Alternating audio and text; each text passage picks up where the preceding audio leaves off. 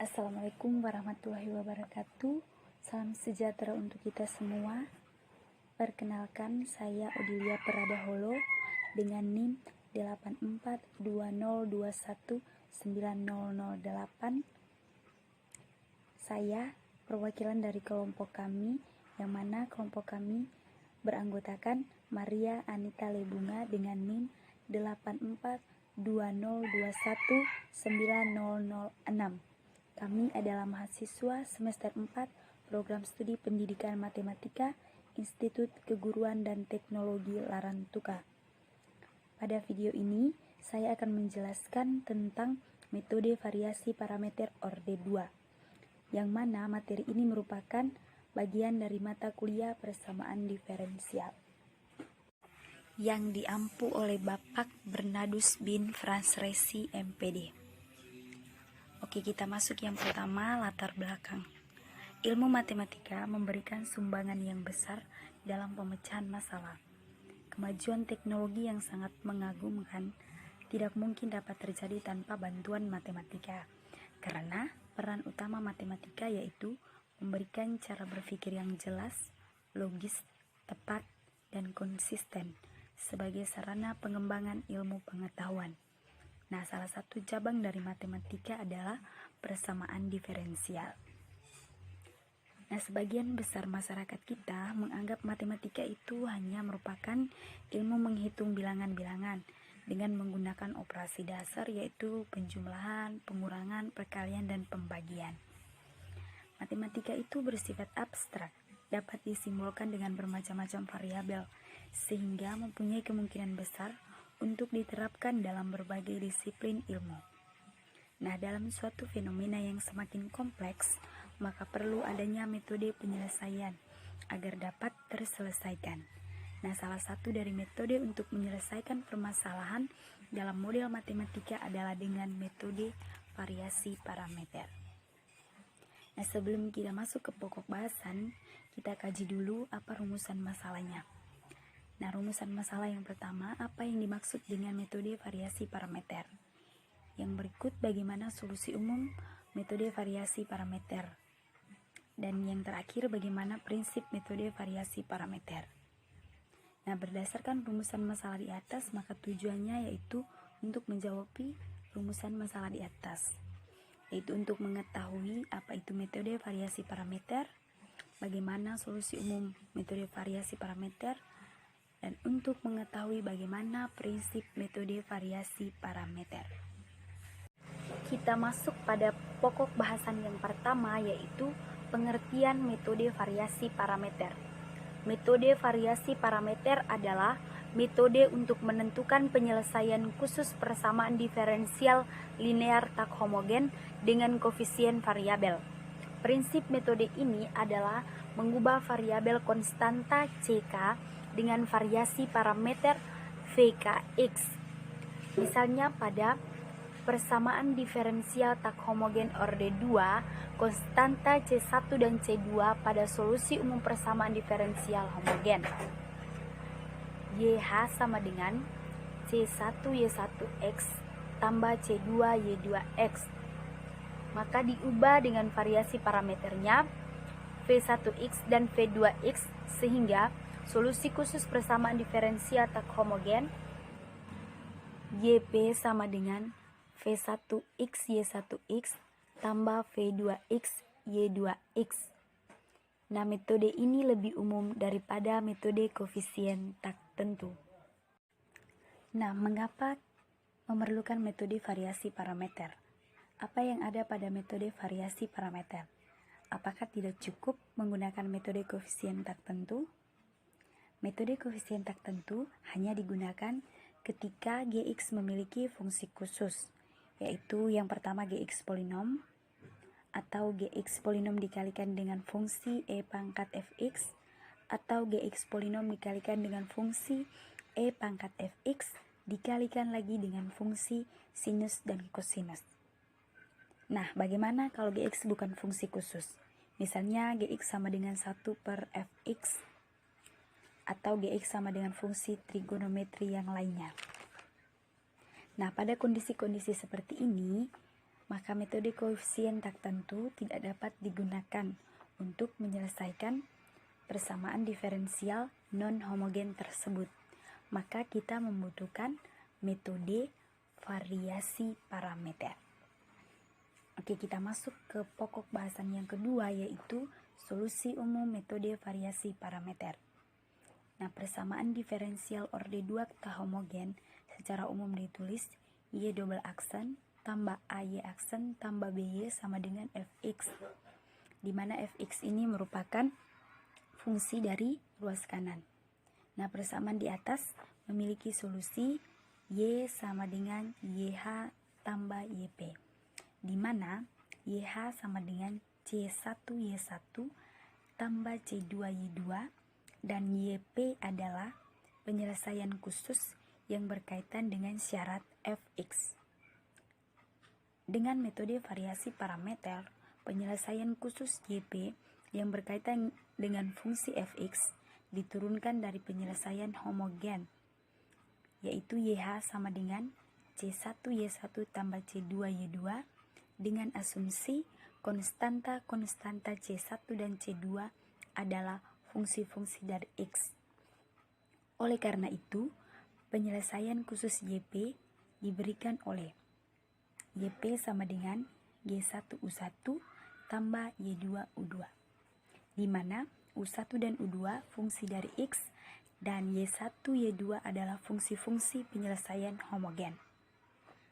Fungsi U1 dan U2 persamaan YP diperoleh dari Y1U1 aksen tambah Y2U2 aksen sama dengan 0, atau ini merupakan persamaan homogen.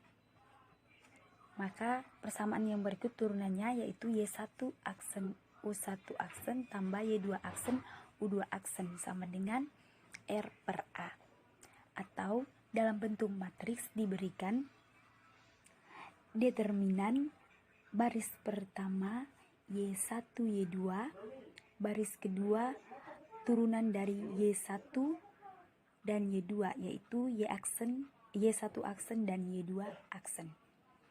Solusi partikulernya YP sama dengan V1X Y1X tambah V2X Y2X.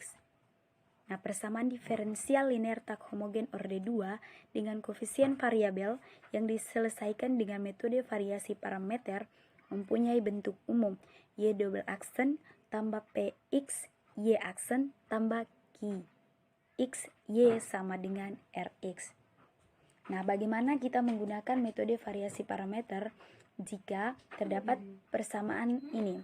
Persamaan diferensial non-homogen orde 2. Nah, langkah yang pertama, kita menyelesaikan persamaan yang non-homogen. Kita ubah menjadi homogen. Kemudian kita tentukan solusi fungsi komplementer. Jadi di sini salah satu contoh persamaan di sini Y double aksen tambah PX Y aksen tambah QX Y sama dengan 0. Sama dengan 0 ini sudah diubah menjadi persamaan homogen, di mana Rx tadi kita jadikan sama dengan 0.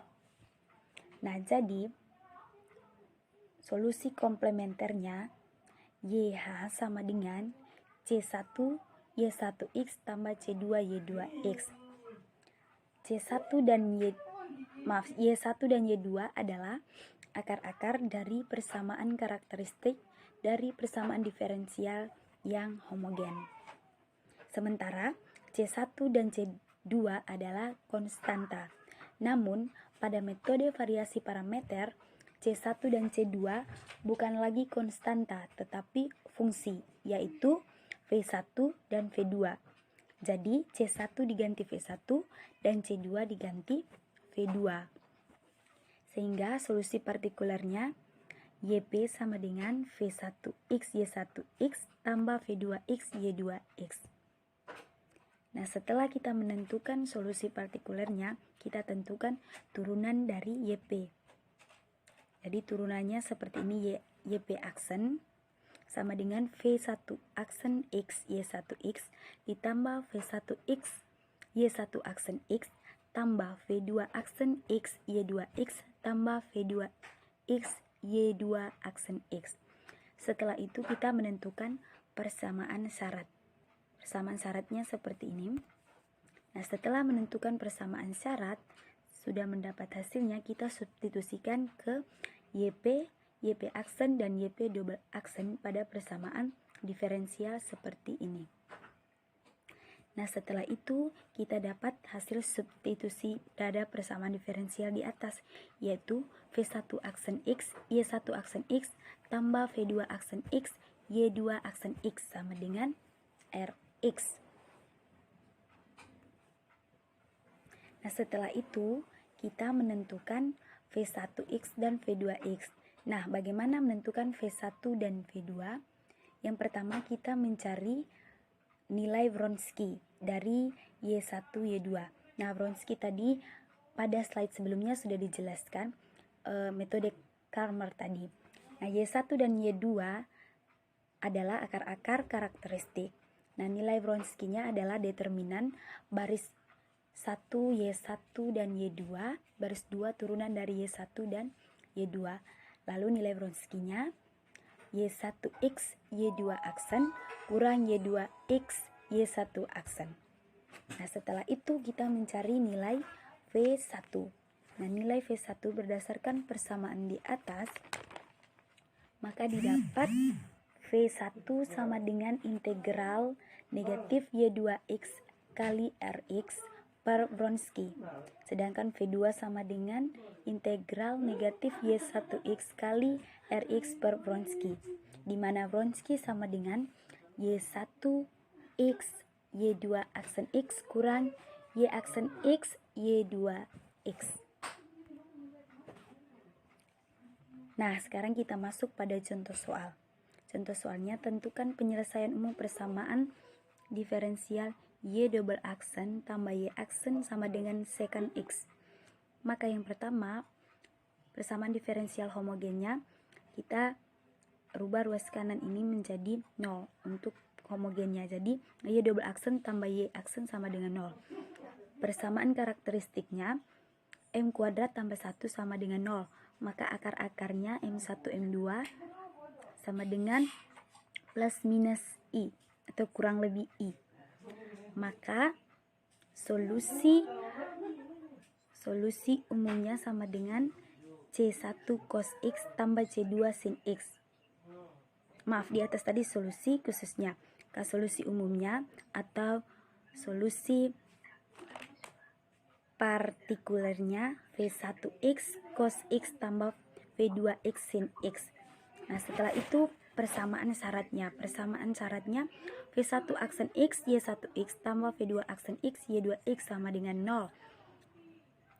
Maka V1 aksen X kali cos X tambah V2 aksen X kali sin X sama dengan 0. Nah, setelah itu kita substitusikan YP aksen dan YP double aksen pada persamaan diferensial.